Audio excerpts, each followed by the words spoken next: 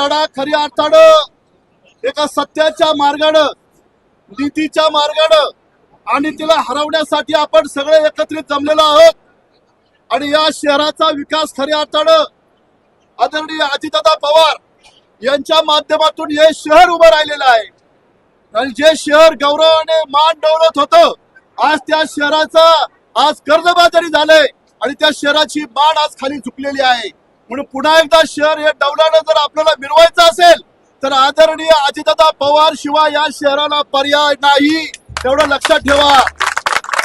या मंडळींनी ही तिजोरी भकास केलेली आहे। भगवा घालून भगवा पांघरून या ठिकाणी राजरोसपणे दरोडे घालण्याचं काम या लोकांनी या ठिकाणी केलेलं आहे। आणि यांच्या हातामध्ये पुन्हा एकदा या तुजोराच्या चाव्या जर आल्या तर ही महानगरपालिका विकल्याशिवाय ही मंडळी राहणार नाहीत। त्यामुळे तुम्हाला एक आव्हान आहे, दिवस फार कमी आहे। आपले हे सगळे जे उमेदवार आहेत चांगले कर्तृत्ववान उमेदवार आहेत आणि आपण काल पाहिलं असेल सगळ्या महाराष्ट्रामध्ये एबी फॉर्मची पळवापळवी असेल, ज्या भारतीय जनता पार्टीचं काम ज्या निष्ठावंतांनी 25 वर्ष केलं अशा लोकांना तोंड लढावं लागलं, अशा लोकांना रडावं लागलं ढसाढसा, काही लोकांना अटॅक आला। अशा प्रकारची अन्यायी पार्टी त्या कार्यकर्त्याची होऊ शकत नाही, ती जनतेची कधीच होऊ शकत नाही।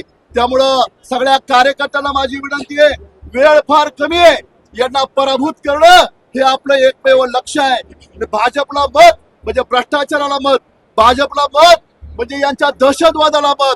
त्यामुळे ही दहशतवादी संपली पाहिजे। कालपासून सगळ्या उमेदवारांना पिछाव करतायत, तुम्ही माघारी घ्या। अरे किती तुमचं पोट मोठं आहे, सत्तेसाठी तुम्ही किती हवापलेलात।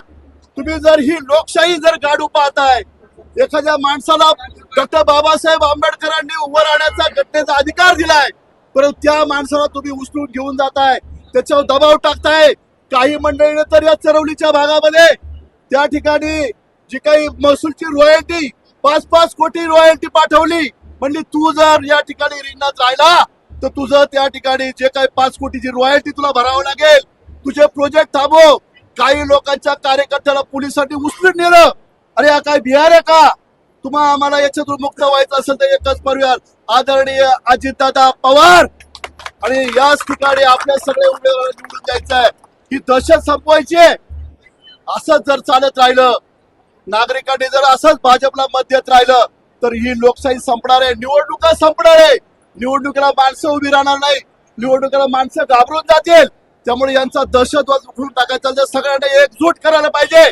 आणि या ठिकाणी राष्ट्रवादी काँग्रेस पक्षाचे आपले 4ही उमेदवारांना प्रचंड बहुमताने विजय करायचा। आपल्या पाठीमागे सगळी नेते मंडळी आहेत, आपल्या पाठीमागे अजितदादा आहे, घाबरण्याचं काहीच कारण नाही। आणि आपण छत्रपती शिवाजी महाराजांचे मावळे आहोत, झुकणार नाही, वाकणार नाही, परंतु यांना खपवल्याशिवाय या ठिकाणी आपण राहणार नाही।